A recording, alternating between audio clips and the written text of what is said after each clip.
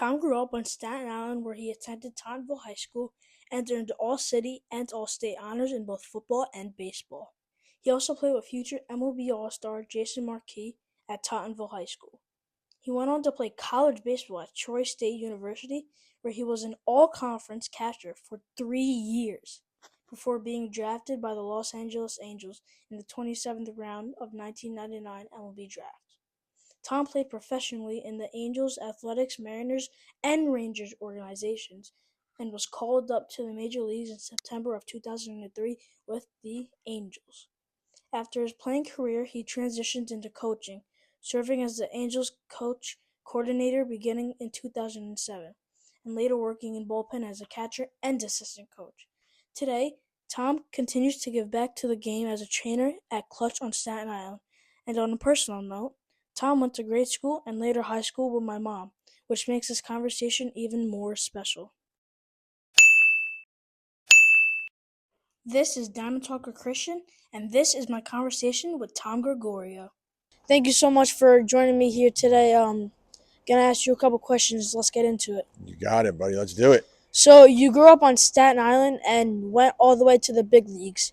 When did you first believe that was actually possible? You know what, Christian? That was a dream of mine ever since I was 6 or 7 years old. I remember sitting in front of the TV with my dad growing up and watching Yankee games. At about 4 or 5 years old, we'd prop me up on a stool, and as long as I can remember, about 6, 7 years old, I started saying I'm going to play in the big leagues, and I always believed that was going to be my path in life, and hopefully I would have the opportunity to play it. That's great.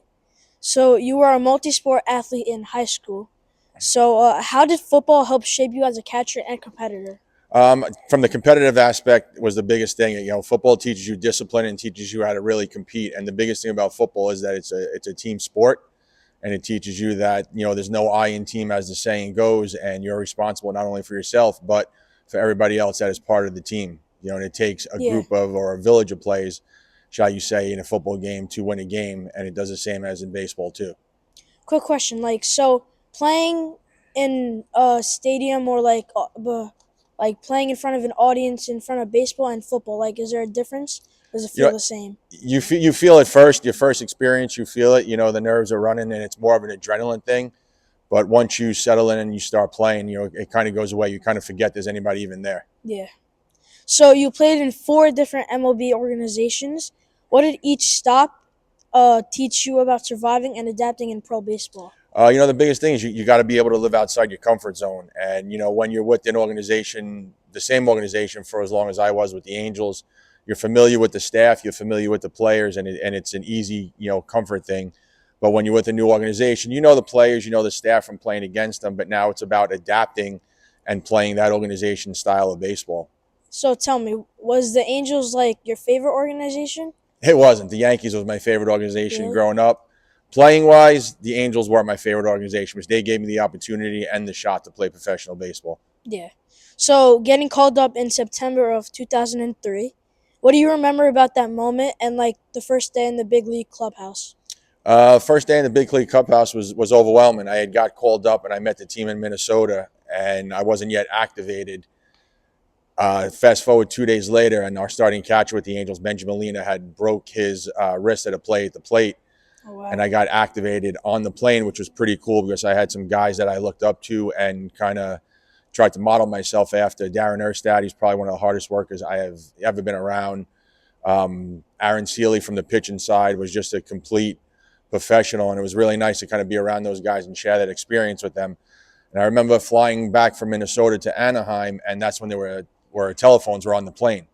So Aaron Seeley pulled the phone off. He swiped his credit card. And he said, "You better call mom and dad right now." And it was really cool getting to call my parents from, you know, up in the sky on a plane and letting them know that my dream finally came true. That's awesome. So you transitioned from a player to a coach pretty quickly.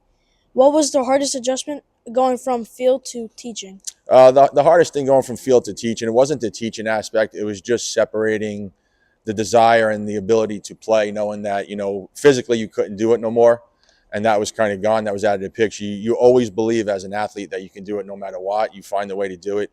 But it was just separating the two, but having the platform to kind of share my knowledge and share my experiences with some other young players was extremely gratifying. It took me about a year and a half, 2 years to kind of really forget about the playing side and now focus more on the developmental side of it. But I had some really, really good mentors around me that I actually played for and played with in the Angels organization. So it made that made it a little bit easier, kind of following them and modeling myself after them. Yeah. So, as a catching coordinator, what's the biggest mistake you see young catchers make today?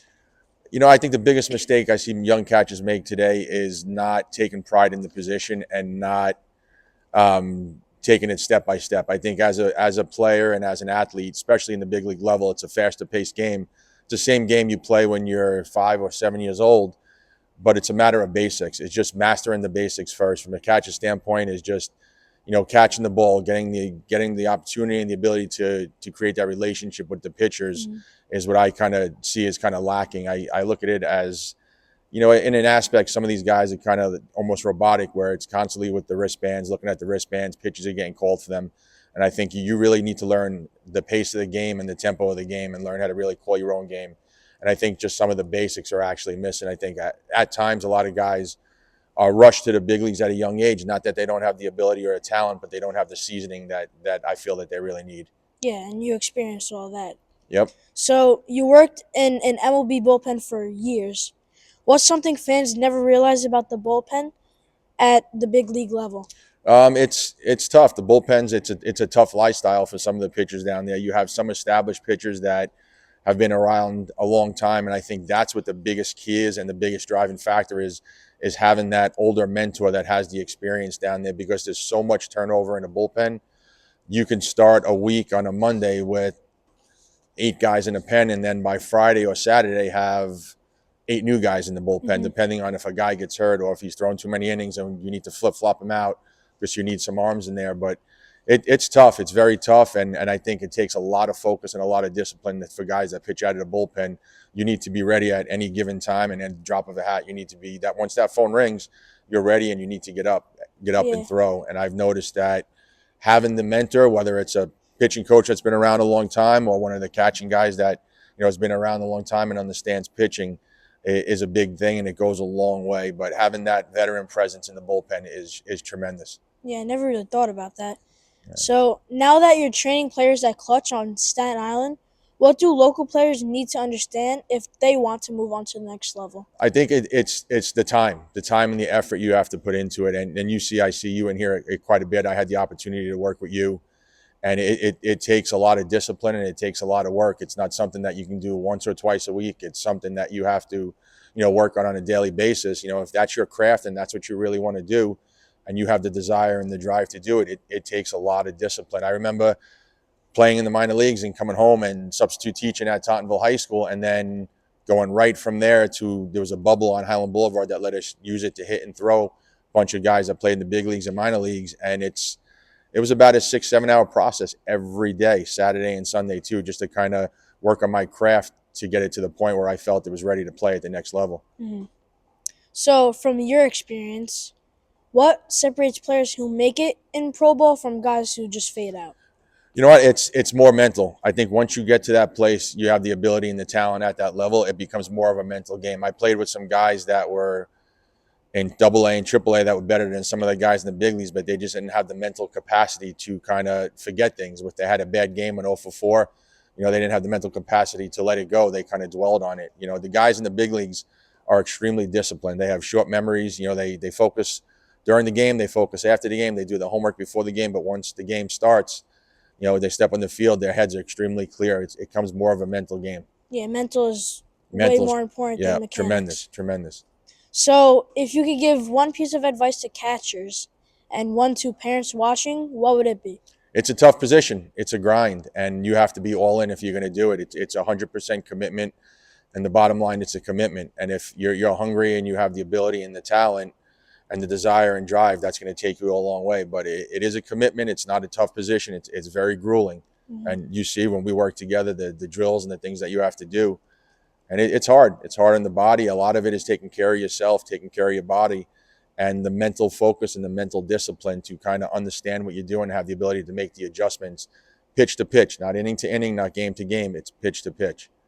Yeah. Tom, this meant a lot to me. Thank you for taking time out of your day and doing this with me. Absolutely. I'm actually very honored that you asked me to do this. Thank you for having me. Thank you. I just want to give a huge shout out and thank you to Tom Gregorio for doing this interview with me. Doing these interviews, I've noticed a common theme, and that theme is that the mental aspect of the game seems to outweigh every other thing. And like always, this is Diamond Talk with Christian, and I'll see you in the next one. Peace.